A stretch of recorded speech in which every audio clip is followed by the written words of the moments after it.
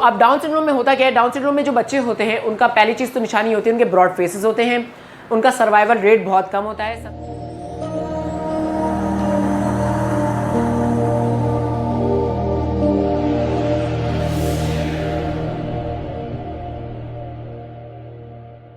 Last few topics of the chapter number 7 that is cell cycle, और इस topic का नाम है मियोटिक एरर।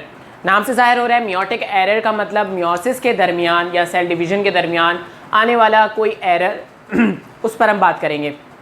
क्या एरर आ सकता है?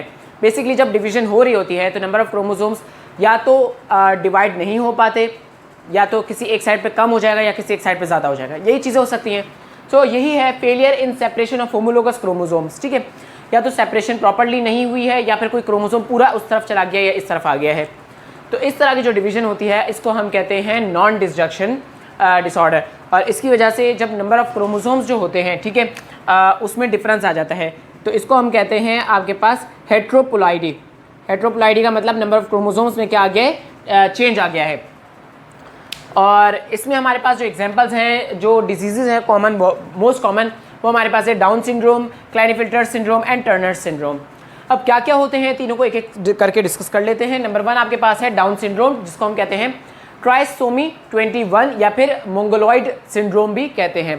डाउन सिंड्रोम के आपने पेशेंट्स बहुत ज़्यादा देखे होंगे। डाउन सिंड्रोम कॉमन है 1/800 में, ठीक है, 800 में से एक में भी शामिल होता है। एक्चुअली डाउन सिंड्रोम जो है ये इतना कॉमन क्यों है?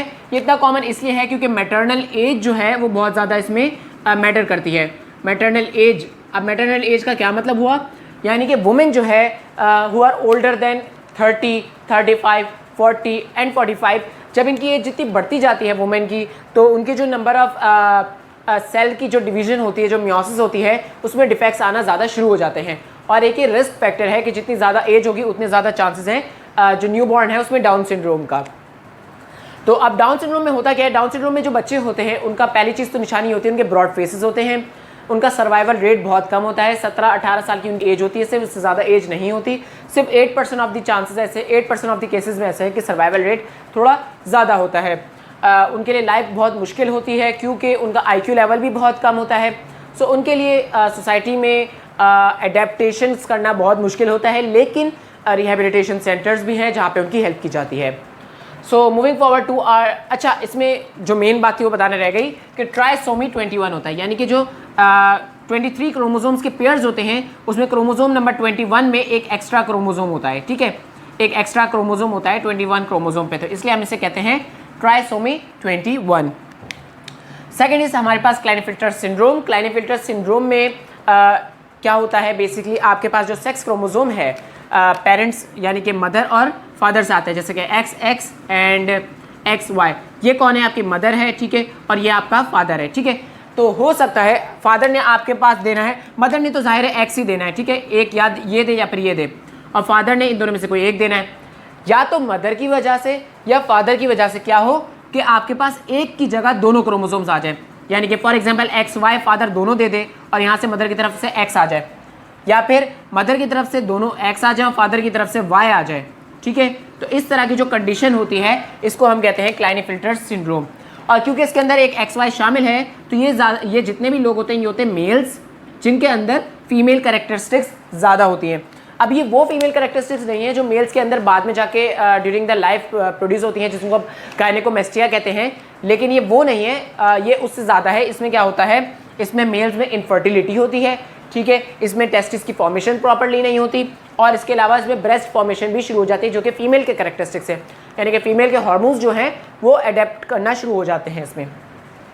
अनदर आपके पास है टर्नर सिंड्रोम। टर्नर सिंड्रोम में आपके पास क्या होता है, यहाँ जिस तरीके से क्लाइनेफिल्टर में एक एक्स्ट्रा आ जाता है, टर्नर्स में एक कम आ जाता है। क्या हो जाता है इसमें, एक तरफ से आपके पास एक X क्रोमोसोम आ गया, ठीक है, और दूसरी तरफ से आपके पास कोई क्रोमोसोम नहीं आया। फॉर एग्जाम्पल यहाँ से एक X आ गया लेकिन यहाँ से कोई क्रोमोसोम नहीं आया, तो इस कंडीशन को हम कहते हैं टर्नर्स सिंड्रोम।